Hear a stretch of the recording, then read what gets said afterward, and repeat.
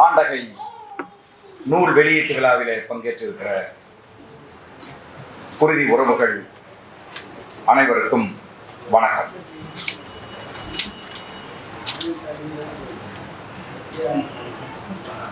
ஆண்டகை என்கிற சொல் என்னை பொறுத்தளவில் புதிய சொல்லாக இருந்தது. நான் மரத்தமிழ் வேந்தன் மாமாவுக்கு அழைப்படுத்து ஆண்டகை என்றால் என்ன மாமா என்று கேட்டேன்.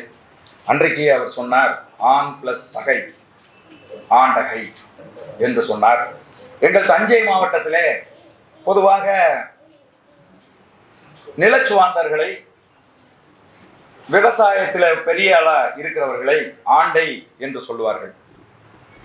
ஆண்டை என்ற சொல்லே இந்த ஆண்டகை என்கிற சொல்லிலிருந்து மருவி வந்தது என்று இணையங்களிலே தேடுகிற போது தெரிந்தது. ஆனால் இந்த ஆண்டகை என்கிற இந்த சொல் இந்த நூலுக்கு மிக சரியாக, மிக பொருத்தமாக இருந்ததை உணர முடிந்தது. ஒரு திரைப்படம் என்று சொல்லுகிற போது அந்த திரைப்படத்துக்கு அச்சாணியாக, ஒரு திரைப்படத்துக்கு ஆதாரமாக இருப்பது கதை.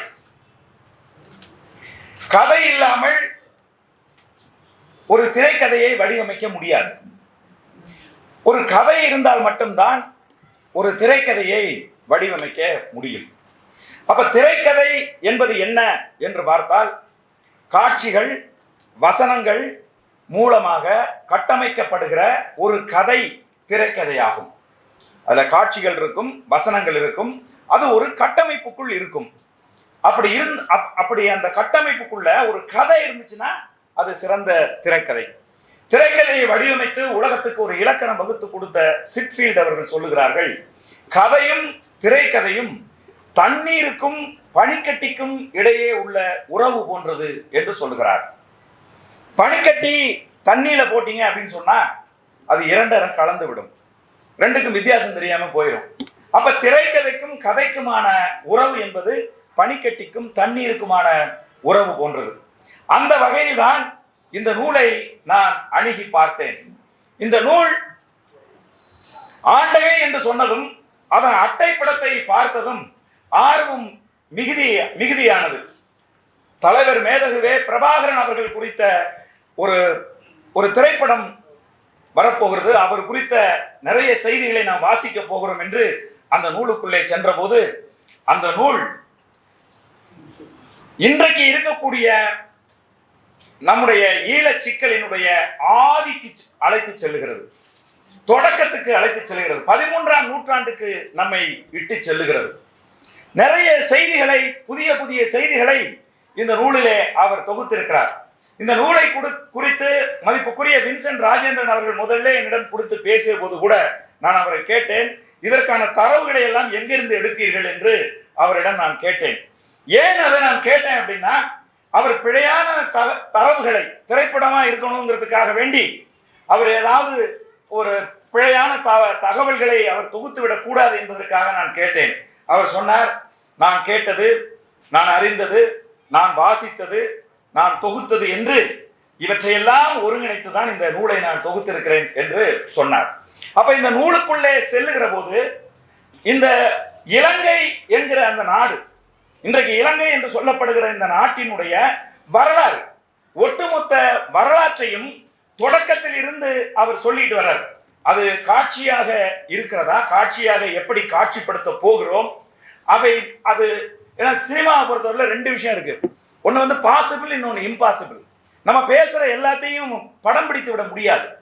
படம் பிடிக்க முடிகிற விஷயம், படம் பிடிக்க முடியாத விஷயம் என்று ரெண்டு விடயங்கள் வந்து சினிமாவில் இருக்கும். அதுபோல இதுல எதையெல்லாம் நாம் காட்சிப்படுத்தி காட்சியின் மூலமாக நாம் விவரிக்க முடியும் அப்படிங்கிறது சிலது முடியும், சிலது முடியாதுன்னு இருக்கு. ஆனால் இந்த நூல் சொல்லுகிற செய்திகள் இருக்குல்ல, அவை மிக மிக முக்கியமான செய்திகள்.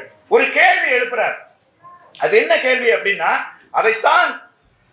அந்த கேள்வி என்ன அப்படின்னு கேட்டா, இந்த நிலப்பரப்பில் வாழ்ந்த மனிதர்கள் எல்லாம் தமிழர்கள், அவர்கள் பேசிய மொழி தமிழ் மொழி, அவர்களுடைய வழிபாடு சிவ வழிபாடு அப்படின்னு சொன்னா, அந்த நிலப்பரப்பில் வாழ்ந்த மனிதர்கள் தமிழர்கள் மட்டும் எப்படி சிறுபான்மையினர் ஆனார்கள், எப்படி அங்கே சிங்களவன் பெரும்பான்மையாக மாறினான் என்கிற கேள்வியை இந்த நூல்ல அவர் ஒரு கட்டத்துல எழுப்புறார். திரைக்கதையில அவர் வடிவமைச்சிட்டு வருகிற போது அதை எழுப்புறார். அப்படி எழுப்புகிற போது அவர் சொல்றாரு, அசோகன் புத்த மதத்தை தழுவிய பிறகு அவன் மகிந்தனையும் சங்கமித்ராவையும் புத்த மதத்தை பரப்ப வேண்டும் என்பதற்காக இந்த நிலப்பரப்புக்கு ஈழ நிலப்பரப்புக்கு அனுப்பிய போது அவர்களுக்கு தமிழ் தெரியாது.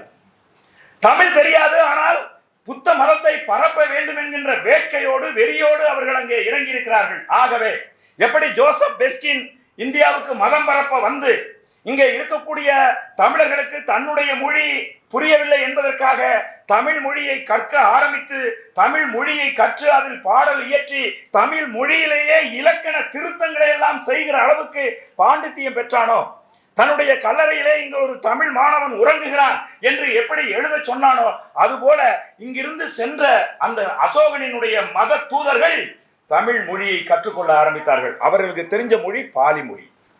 பாலி மொழி தெரிந்த அவர்கள் தமிழை கற்றுக்கொண்டு தங்களுடைய மதத்தை பரப்புவதற்கு முயற்சி செய்கிற போது அவர்கள் முறையாக தமிழை கற்கவில்லை. பாலி மொழியையும் சமஸ்கிருதத்தையும் தமிழோடு கலந்து அவர்கள் புதிதாக ஒரு மொழியை பேசி இந்த மக்களுக்கு தொடர்ச்சியாக தங்களுடைய மதத்தை பரப்ப முயற்சி செய்கிறார்கள். அந்த முயற்சியில அங்க இருக்கக்கூடிய தமிழர்களில் ஒரு பகுதியினர் அந்த புத்த மதத்தை ஏற்கிறார்கள் என்கிற ஒரு செய்தியை அவர் சொல்றார். இது வரலாற்று பூர்வமாக சரியானதா தவறானதா என்பதற்கு நான் பொறுப்பல்ல.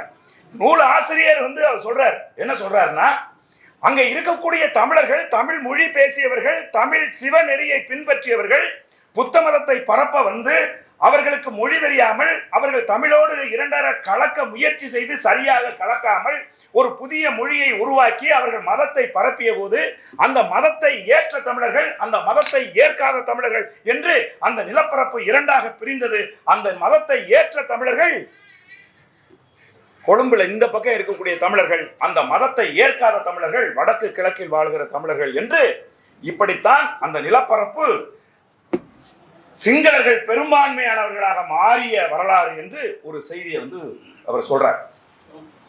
இது எனக்கு ஒரு பெரிய அதிர்ச்சியை ஏற்படுத்திச்சு. ஏன்னா நம்ம நிறைய படிச்சிருக்கோம். விஜயன் அப்படின்னு ஒருத்தன் போனான், அவன் ஒரிசாவில இருந்து போனான், அவன் போய் அங்க ஒரு பெரிய சாம்ராஜ்யத்தை உருவாக்கினான். சிங்களவர்கள் இப்படி வந்தார்கள், மகா வம்சத்திலே ஒரு கதை சொல்லுது, அங்க ஒரு தமிழ் பெண்ணை திருமணம் செய்தான், இப்படித்தான் சிங்களர்கள் வந்தார்கள் அப்படின்லாம் சொல்வதைத்தான் நாங்கள் கேள்விப்பட்டிருக்கிறோம், அப்படித்தான் நாங்கள் வாசித்திருக்கிறோம், அப்படியான அறிவைத்தான் நாம் பெற்றிருக்கிறோம். ஆனால் இந்த நூலில் மதிப்புக்குரிய வின்சென்ட் ராஜேந்திரன் அவர்கள் சொல்லுகிறார்கள், சிங்களவர்களாக இருப்பவர்களும் மதத்தால் மாற்றப்பட்டவர்கள், மதத்தால் அவர்கள் வேறுபட்டவர்களை ஒழிய பின்னால் சென்று பார்த்தால் அவர்களும் தமிழர்கள் தான் என்கிற ஒரு கருத்தை அவர் முன் வச்சிருக்காரு இந்த நூல்ல.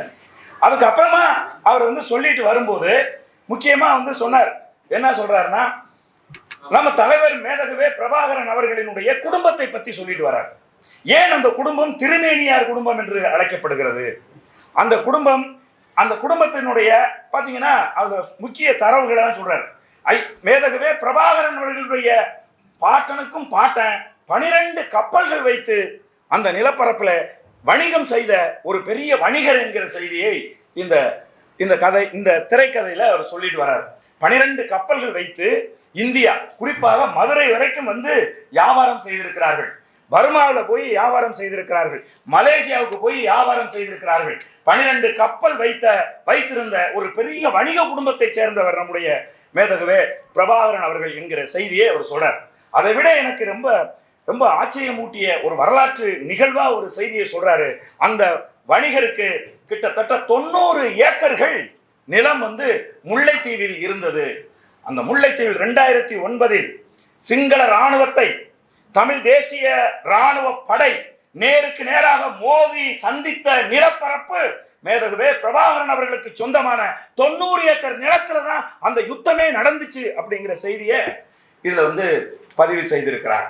ஆகவே நம்ம அதாவது தலைவரினுடைய வாழ்க்கையை இந்த கதை சொல்ல போகுதுன்னு ஆர்வமா உள்ள போனோம். ஆனால் அவர் தொடர்ந்து அந்த சிங்கள தமிழர் சிக்கலை விவரிப்பதற்கு, அவற்றை நாம் புரிந்து கொள்வதற்கு ஒரு பெரிய வரலாற்று செய்திகளை தொடர்ச்சியா சொல்லிக்கிட்டே வரார். இதுல ஆண்டகை குறித்து அது சொல்லலை. அது இந்த குழந்தை குழந்தை பிறக்குதுங்கிற செய்திகளை சொல்லிட்டு வராரே ஒழிய, எப்படி தெலுங்கரா இருக்கிற பண்டார நாயக்கா எப்படி தன்னை சிங்களனா எப்படி மாத்திக்கிட்டாரு, எப்படி பண்டார நாயக்கா ஜெயவர்த்தனே என்கிற அந்த சிங்களவனை வீழ்த்துவதற்காக எப்படி மதம் மாறினார். அவர் ஒரு கிறித்துவர் எப்படி மதம் மாறினாரு, அங்க இருக்கக்கூடிய புத்த பிக்குகள் எல்லாம் எப்படி இன வெறி கொண்டு மொழி வெறி கொண்டு எப்படி அவர்கள் இருந்தார்கள், ஏன் பண்டார நாயக்கா கொல்லப்பட்டார், இப்படிங்கிற செய்திகளை எல்லாம் அவர் இதுல ஒரு திரைக்கதை போல அவர் வடிவமைச்சு சொல்லிட்டு வர்றார். ஆனால் இது போன்ற விடயங்கள் ஏன் பதிவு செய்யப்படணும்? தலைவர் பத்தி இன்னும் அவங்க பேசல. தலைவர் பத்தி இனிமே பேசுவாங்க. இன்னொரு பாகத்துல அல்லது இன்னொரு தொடர்ல அல்லது இன்னொரு படத்துல தலைவர் குறித்த ஆய்வை இவர்கள் மேற்கொள்வார்கள். தலைவர் மேதகவே பிரபாகரன் அவர்களை நீங்கள் புரிந்து கொள்ள வேண்டும் என்றால் ஒரு கோட்பாட்டு அறிவு உங்களுக்கு இருக்க வேண்டும். உங்களுக்கு தரவுகள் குறித்த தெளிவு இருக்க வேண்டும். ஏனென்று சொன்னால் விடுதலை புலிகள் அமைப்பு என்பது ஒரு அறிவியல் மயமாக்கப்பட்ட அமைப்பு. அந்த அமைப்பினுடைய தரவுகள் தனக்கு மிகவும் அதிமுக்கியமான பாதுகாப்பு உணர்வு கொண்ட ஒரு அமைப்பினுடைய ஒரு தலைவர் ஒரு சிறிய தரவுகள் கூட தன்னை காட்டி கொடுத்துவிடும் என்று மிக நுண்ணறிவோடு செயல்பட்ட ஒரு அமைப்பு விடுதலை புலிகள் அமைப்பு. அந்த அமைப்பை நீங்கள் எளிமையாக புரிந்து கொள்ள முடியாது. சும்மா வாய்க்கு வந்த மாதிரி பேசுறாங்க, அப்படி கிடையாது. மிகவும் நுட்பமான ஒரு அமைப்பு. அந்த அமைப்புக்குள் இருந்து ஒரு தரவு வெளியில வருது அப்படின்னா, வெளியில் வருகிற தரவு, வெளியில் வரக்கூடாத தரவு, வெளியில் தெரியவே கூடாத தரவு என்று பல தரவுகள் அவர்களிடம் இருந்தது. அதிலும் குறிப்பாக அங்கிருந்து ஒரு தரவு வெளியில வருது அப்படின்னு சொன்னா, அந்த தரவு விடுதலை புலிகளை காட்டி கொடுத்து விடும். அவர்களுடைய திட்டத்தை, அவர்களுடைய செயல்பாட்டை எதிரி கணித்து விடுவான் என்று பல தரவுகளை அவர்கள் உள்ளுக்குள்ளேயே வைத்திருந்தார்கள். நமக்கு தெரியவே தெரியாது. நீங்க நினைச்சிருங்க, இன்னைக்கு தலைவர் நினைச்சிருந்தா தன்னுடைய சுய வரலாறை அவரே எழுதியிருக்கலாம். எத்தனையோ போராட்ட களத்தில் இருக்கக்கூடிய உலக தலைவர்கள் எல்லாம் அவர்களுடைய சுய வரலாற்றை அவர்களே பதிவு செய்திருக்கிறார்கள். ஆனால் தலைவர் அதை பற்றி பேசவும் இல்லை, அதை பதிவு செய்யவும் இல்லை. ஏன் அப்படின்னா, அவருடைய பாதுகாப்பு என்பது, அமைப்பினுடைய செயல்பாடு என்பது, விடுதலை புலிகள் இயக்கத்தினுடைய யுத்திகள் என்பது அவருடைய வரலாற்றை விட மிகவும் முக்கியமானது. அவர் அந்த தரவுகள் வெளியிலே போய்விடக் கூடாது என்பதற்காக நுட்பமாக இருந்த ஒரு அமைப்பு விடுதலை புலிகள் அமைப்பு. நான் அண்ணன் செந்தமிழன் சீமான் என்னை நாகாலாந்துக்கு அனுப்பி வச்சிருந்தார் ஒரு மாநாட்டுக்காக. சேவ் த பீஸ் அப்படின்னு ஒரு மாநாடு, நாகாலாந்தில் இருக்கக்கூடிய நாகர்களுடைய சிக்கல் குறித்த ஒரு மாநாட்டுக்கு. அப்போ அந்த மாநாடு முடிந்த பிறகு நானும் தம்பி முத்துப்பாண்டியும் அந்த மாநாட்டுக்கு போயிருந்தோம். மாநாடு முடிந்த பிறகு அந்த நாகா கூட்டரசு படை, அந்த நாகா கூட்டரசு படையை அறிமுகப்படுத்துவதற்காக இந்தியாவின் பல்வேறு மாநிலங்களில் இருந்து வந்த பிரதிநிதிகளை அழைத்து சென்றாங்க. நான் போயிட்டு வந்த உடனே அந்த உணர்வு எழுச்சியை யாருக்கிட்டையாவது பகிர்ந்துக்கணும்னு ஐயா மணியரசன் அவர்களிடம் நான் அதை அப்படியே விவரித்து முழுசும் ஒரு 2 மணி நேரம் உட்காந்து சொன்னேன். ஐயா சொன்னாங்க, அதை அப்படியே நீங்கள் நூலாக பதிவு செஞ்சுருங்கன்னாங்க. இன்னும் நான் பதிவு செய்யாமல் இருக்கிறேன். அதில் ஒரே ஒரு செய்தியை மட்டும் உங்களுக்கு நான் சொல்கிறேன். அந்த நாகா கூட்டரசு படையினுடைய தளபதி கிட்டத்தட்ட நம்ம தலைவர் மாதிரி தான் இருப்பார். அவர் அதி முக்கியமான பாதுகாப்போடு கூடிய அந்த நாகா கூட்டரசு படையினுடைய தளபதியை இந்தியா முழுவதும் வந்திருக்கக்கூடிய பிரதிநிதிகளுக்கு அறிமுகம் செய்து வைத்தார்கள். இப்படி வரிசையா போய் ஒவ்வொருத்தரும் கை குலுக்கிட்டு வரும்போது நான் அவரிடம் சென்று ஐ எம் ஃப்ரம் தமிழ்நாடு என்று சொன்னேன். சொன்ன உடனேயே அவர் சொன்னார், எஸ் ஐ நோ பிரபாகரன் அப்படின்னு சொன்னார். நானும் தம்பி முத்துப்பாண்டியும் அரண்டு போய்விட்டோம். உடனே அவர் என் கையை பிடித்து இழுத்து பக்கத்தில் நிறுத்திவிட்டு அடுத்த ஆள் சந்திப்புக்கு போய்விட்டார். அனைவரும் அறிமுகப்படுத்தி முடித்த பிறகு அவர் என்னோடு நீண்ட நேரம் உரையாற்றி கொண்டே நின்றார். அவர் சொன்னாரு, பிரபாகரன் எந்த காரணங்கள் கொண்டும் பிரபாகரன் உயிரோடு இருந்திருக்க வேண்டும் அப்படின்னார். நாங்க சொன்னோம் உயிரோட தான் இருக்காரு அப்படின்னு நாங்க சொன்னோம். அவர் சிரித்தார். சிரித்து விட்டு சொன்னாரு, இன்றைக்கு என்னுடைய பாய்ஸ், என்னுடைய போராட்ட வீரர்களுக்கு ஒவ்வொரு நாளும் விடுதலை புலிகளினுடைய பயிற்சி கேசட்டை போட்டு தான் நாங்கள் இன்றைக்கு பயிற்சி கொடுத்து கொண்டிருக்கிறோம் அப்படின்னு சொன்னார். அப்ப நீங்கள் யோசிச்சு பாருங்க, விடுதலை புலிகள் தலைவர் மேதகுவே பிரபாகரன் அவர்கள் ஒரு இராணுவ மேதை. உலகம் முழுவதும் இருக்கக்கூடிய இராணுவம் அவருடைய நுட்பங்களை, அவருடைய இராணுவ செயல்பாட்டை இன்றைக்கு ஆய்வு செய்து கொண்டிருக்கிறார்கள். அவர் ஒரு சாதாரண ஆளு கிடையாது. அவருடைய அந்த நுட்பம் இருக்கு இல்லையா, அவருடைய தாக்குதல் இருக்குல்ல, அதை பற்றி நமக்கு தெரிஞ்சதை விட அவரை நேருக்கு நேராக சண்டையிட்ட எதிரிகளுக்கு மிக தெளிவாக தெரிகிறது. ஆகச் சிறந்த பதிவுகளை எல்லாம் எதிரிகள் இன்றைக்கு பதிவு செய்து வைத்திருக்கிறார்கள். அன்பான நண்பர்களே, ஆகவே மேதகுவே பிரபாகரன் அவர்கள் அவருடைய வாழ்க்கையை முன்னெடுத்து செல்வதன் மூலம் தமிழ் மக்களுக்கு அது பற்றி இன்றைக்கு திரைத்துறையில யாருமே பேசல. அதற்கு என்ன காரணம்? நேத்து நான் இந்த அழைப்பிதழை என் முகநூலில் பதிவிட்டிருந்தேன். நான் பதிவிட்டு ஒரு 10 நிமிஷத்துல என்னுடைய முகநூலை முடக்கி விட்டார்கள். இந்த அழைப்பிதழை பதிவிட்டதற்கு என் முகநூலை முடக்கி விட்டார்கள். 15 வருடங்களுக்கு மேலாக நான் பயன்படுத்திய என்னுடைய இதுக்கு முன்னாடியே 15 வருடங்களுக்கு முன்னால நான் பயன்படுத்திய என்னுடைய முகநூலை தலைவருடைய பிறந்த நாள் அன்னைக்கு ஒரு பெரிய கேக் வெட்டினாங்க. அந்த கேக்கின் முதல் துண்டை அண்ணன் சீமான் அவர்கள் எனக்கு ஊட்டினார். அதை சரியா ஒருத்தர் படம் எடுத்திருந்தார். அது எனக்கு ரொம்ப பிடிச்சிருந்துச்சு. அண்ணன் ஊட்டுறது மாதிரி நல்லா இருக்கு அப்படின்னு சொல்லி அதை எடுத்து நான் என்னோட முகநூலில் பதிவிட்டேன். அதுக்கு பின்புலத்தில் அவுட் ஆஃப் ஃபோக்கஸ்ல தலைவரோட படம் இருந்துச்சு. அதை நான் கவனிக்கல. என்னுடைய 15 ஆண்டு கால முகநூலை, என்னுடைய இன்டலெக்சுவல் ப்ராப்பர்ட்டி, என்னுடைய கட்டுரைகள், என்னுடைய சிந்தனைகள், எனது கவிதைகள் அத்தனையும் அதில் தான் இருந்துச்சு. மீட்க எவ்வளவோ போராடுங்க, உயர்நீதிமன்றம் வரைக்கும் வழக்கு தொடுத்தேன். என்னால் மீட்க முடியல. அதை தடுத்து நிறுத்திட்டான். அப்புறம் எப்படி எங்கிருந்து படம் எடுப்பீங்க? திரைப்படத்தில் ஒரு பின்புலத்தில் ஒரு காலண்டரில் தலைவருடைய படம் இருந்தால் கூட சென்சார் போர்டு அதை அனுமதிக்க மாட்டாங்குது. அப்படியாப்பட்ட ஒரு சூழ்நிலையில தலைவருடைய வாழ்க்கை பேசப்பட வேண்டும். தலைவருடைய வாழ்க்கை சினிமாவாக பதிவு செய்யப்பட வேண்டும். அதுக்கப்புறம் நீங்க பாத்தீங்கன்னா அவலம் இன்றைக்கு ஈழ தமிழர்களுக்கு இருக்கக்கூடிய பிரச்சனைகளில் ஒன்று என்னன்னா, யூதர்கள் ரோமானியர்களால பாபிலோனியர்களால அடித்து நொறுக்கப்பட்டு உலகம் முழுதும் சிதறடிக்கப்பட்ட போது அவர்களுக்கு ஏற்பட்ட அவலத்தை அவர்கள் பாதுகாத்தார்கள். அந்த அவலத்தை அடுத்த தலைமுறைக்கு அந்த சோகத்தை, அந்த அவலத்தை, அந்த துயரத்தை அவர்கள் பாதுகாத்தார்கள். அதுக்காக அவங்க ஒரு உறுதி எடுத்தான். என்ன உறுதி தெரியுமா? உலகத்தின் எந்த மூலையில் யூதன் வாழ்ந்தாலும் கோயில் கட்டக்கூடாதுன்னு ஒரு முடிவு எடுத்தான். ஏன் கோயில் கட்டக்கூடாது? கோவில் கட்டினால் நீ உன் அவலத்தை இழந்து விடுவாய், உன் அவலம் டைலூட் ஆயிரும். அதனால கோவில்னு ஒண்ணு கட்டுனா அது ஏன் நாட்டில் தாண்டா கட்டணும், நம்ம நாட்டில் தாண்டா கோயில் கட்டணும் அப்படின்னு சொல்லி கோவில் கட்டாமல் யூதர்கள் உலகம் முழுதும் சிதறி வாழ்ந்தார்கள். அவனுக்குன்னு ஒரு நாட்டை உருவாக்கி அந்த நாட்டில் தன்னுடைய வழிபாட்டு தலத்தை நீ கட்டினான். ஆனா தமிழர்கள் இன்றைக்கு என்ன செஞ்சுட்டு இருக்கோம்? எந்த இடத்துக்கு போனாலும் ஒரு கோயிலை கட்டிடுறோம். நம்முடைய அவலத்தை நாம் பாதுகாக்க தவறுகிறோம். அவலத்தை அடுத்த தலைமுறைக்கு கடத்த தவறுகிறோம். அப்படி அந்த அவலத்தை கடத்த வேண்டும் என்று சொன்னால் இது போன்ற காவியங்கள், படைப்புகள் நிறைய கொண்டுகிட்டு வரணும். உலகம் முழுவதும் இருக்கக்கூடிய தமிழர்களுக்கு நான் ஒன்று சொல்ல விரும்புகிறேன்.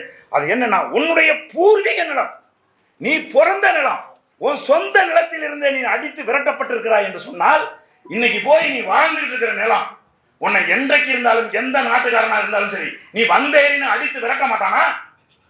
யோசிச்சு பாருங்க. அப்போ உன்னுடைய ஒரே கனவாக எது இருக்க வேண்டும் என்று சொன்னால், எப்படி கிட்டத்தட்ட 72 இருந்து 2009 வரைக்கும் கிட்டத்தட்ட 36 ஆண்டுகள் அரசியலாகவும் இராணுவமாகவும் இந்த களத்தில் நின்று தன் இனத்துக்காக, தன் மக்களுக்காக, எதிர்கால தலைமுறைக்காக போராடிய தமிழீழ தேசிய தலைவர் பிரபாகரன் அவர்களுடைய அந்த தியாகத்தை உணர்ந்து என்றைக்காவது ஒரு நாள் என் நிலத்துக்கு நான் செல்ல வேண்டும், எனக்கு இந்த பூமி பந்தில் ஒரு தாய்நாடு வேண்டும் என்கின்ற உணர்வோடு தான் உங்கள் பிள்ளைகள் வளர்க்கப்பட வேண்டும்.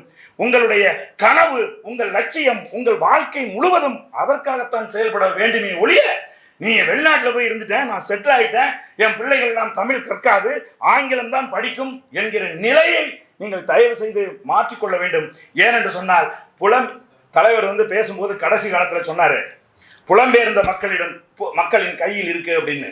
இந்த பர்மாவில் மியான்மரில் கிட்டத்தட்ட 3000 மாணவர்கள் கொல்லப்பட்டு அந்த போராட்டக்காரர்கள் எல்லாம் அடித்து விரட்டப்பட்ட போது அந்த போராட்டக்காரர்கள் வெளியிலே போய் அப்ரைசிங் டபுள் எயிட் என்கிற ஒரு இயக்கத்தை தொடங்கி அந்த இயக்கத்தின் மூலமாக சர்வதேச சமூகத்திற்கு பாரிய அழுத்தத்தை கொடுத்து 20 ஆண்டுகளுக்கு மேலாக சிறைப்படுத்தப்பட்டிருந்த ஆங் சாங் சூகியை அவர்கள் போராடி விடுதலை செய்திருக்கிறார்கள்.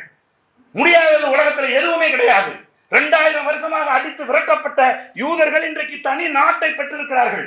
ஆகவே தோழர் பேசும்போது இந்த தலைமையுரை பேசும்போது அவங்க சொன்னாங்க, உலகம் ஒன்று கூடி இந்த இரட்டை கோபுரம் உடைக்கப்பட்ட போது என்ன சொன்னா, உலக பயங்கரவாதத்தை நாங்கள் ஒழிக்கிறோம் என்கிற பெயர்ல தமிழர்களை அழித்து ஒழித்தார்கள். அந்த பயங்கரவாதத்துக்கு எதிரான ஒரு சொல், ஒரு ஜனநாயக சொல்லுதான் பொதுசன வாக்கெடுப்பு. ஜனநாயகம் எப்படி உலகத்தை ஒருங்கிணைச்சானோ, பயங்கரவாதம் என்று உலகத்தை எப்படி ஒருங்கிணைத்தார்களோ அதுபோல இந்த பொதுசன வாக்கெடுப்பு என்கிற அந்த சொல்லாடலுக்கு எதிராக எந்த ஜனநாயகவாதியும் எந்த ஜனநாயக நாடும் பேச முடியாது. ஆகவே உலகம் முழுவதும் இருக்கக்கூடிய தமிழர்கள் ஒன்று கூடி இந்த பொதுசன வாக்கெடுப்பு என்கிற ஒரு விடயத்தை முன்வைத்து முன்னகர்த்த வேண்டும். நமக்கான நாட்டை நாம் அடைந்தே தீர வேண்டும் அப்படிங்கிறதான். விடுதலை புலிகள் தோத்து விட்டார்களா? விடுதலை போராட்டம் தோல்வி அடைந்து விட்டதா? இது என்ன கால்பந்தாட்டமா? ஒரு நேரம் குறிச்சு இந்த நேரத்தை ஒருத்தன் வெற்றி அடைஞ்சான் தோல்வி அடைஞ்சான்னு சொல்றதுக்கு 36 ஆண்டு காலம் ஒரு மண்ணில் நடந்திருக்கக்கூடிய ஒரு போராட்டம் எப்படி முடிவுக்கு வரும்? அது தொடர்கின்ற ஒரு நீட்சி, ஒரு தொடர்ச்சி. அது வெவ்வேறு விதமாக அது தொடரும்.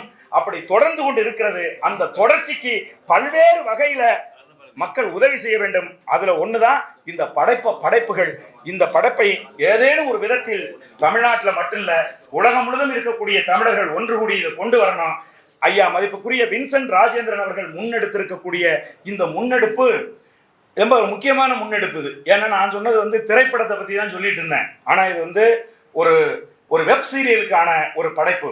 வெப் சீரியலுக்கு நோ சென்சார் தேவையில்லை. வெப் சீரிஸ் இன்னைக்கு பாத்தீங்க அப்படின்னு சொன்னா, இப்போ ஃபேமிலி மேன் அப்படின்னு ஒன்று வந்துச்சு. அந்த ஃபேமிலி மேனுங்கிறது ஈழத்தமிழர் பிரச்சனையை கொச்சைப்படுத்துகிற ஒரு இந்திய படம். அதே மாதிரி மெட்ராஸ் கஃபே அப்படின்னு ஒரு படம் எடுத்தான். அதுவும் ஈழத்தமிழர் பிரச்சனையை கொச்சைப்படுத்துகிற ஒரு மோசமான படம். இப்போ நான் இங்க இருந்து பூனேல ஒரு கல்லூரியில விஷுவல் கம்யூனிகேஷன் கிளாஸ் எடுக்க போவேன். வருஷத்துக்கு ஒரு 5 கிளாஸ் 6 கிளாஸ். அப்படி போகும்போது ஒரு தடவை திரைப்படங்களை பற்றி பேசி கொண்டிருக்கும் போது, வார் மூவிஸை பற்றி பேசும்போது, பக்கத்தில் நடக்கிற இலங்கையில் ஒரு மிகப்பெரிய யுத்தம் நடந்திருக்குது, அது குறித்த ஒரு திரைப்படம் கூட இந்தியாவில் வரவில்லை என்று சொன்னபோது ஒரு மாணவன் எழுந்து கேட்டான், ஐயா நீங்கள் சொல்லுவது உண்மையான், இஸ் இஸ் ட்ரூ அப்படின்னு கேட்குறான். என்னடா அவன் சந்தேகம்னு கேட்டா, இலங்கையில் 1.5 லட்சம் தமிழர்கள் கொன்று குவிக்கப்பட்டாங்களா, ஒரு பெரிய யுத்தம் சிவில் வார் நடந்துச்சா அப்படிங்கிறான். பிரபாகரன் யாருன்னா, பிரபாகரன் அமர துஷ்மன் அப்படிங்கிறான், நம்முடைய எதிரி, நம்ம நாட்டுக்கு எதிரானவன் அப்படிங்கிறான். அப்ப இதுல இருந்து நம்ம என்ன தெரிஞ்சுக்க வேண்டியிருக்கு? வட மாநிலங்களுக்கு ஊடக புறக்கணிப்பு செய்யப்பட்டிருக்கு. ஊடகங்கள் மொத்தமாக ஈழ பிரச்சனையை மூடி மறைத்திருக்கிறது. பிரபாகரன் நம்முடைய இந்தியாவின் எதிரியா ஒருபோதும் கருதியதே கிடையாது. அமைதிப்படையை மட்டும்தான் அடித்தாரே ஒழிய அவர் இந்தியாவை அடிக்க வேண்டும் என்று ஒரு நாளும் நினைத்ததில்லை. ஆனால் இந்திய மக்களுக்கு சொல்லப்பட்டிருக்கிற செய்தி என்னென்றா, பிரபாகரன் என்று சொன்னால் அமரா துஷ்மன், நம் நாட்டின் எதிரி அப்படின்னு சொல்லப்பட்டிருக்கிறது. இவற்றையெல்லாம் சரி செய்யணும், இவற்றையெல்லாம் ஒரு சரியான புரிதலுக்கு கொண்டு வர வேண்டும் என்று சொன்னால், இன்றைக்கு இருக்கக்கூடிய இந்த டிஜிட்டல் யுகத்துல ஊடகம் வாயிலாக சொல்வதுதான் மிக சரியாக இருக்கும். அதை செய்திருக்கக்கூடிய வின்சென்ட் ராஜேந்திரன் அவர்களுக்கு வாழ்த்துக்கள் கூறி விடைபெறுகிறேன். நன்றி, வணக்கம்.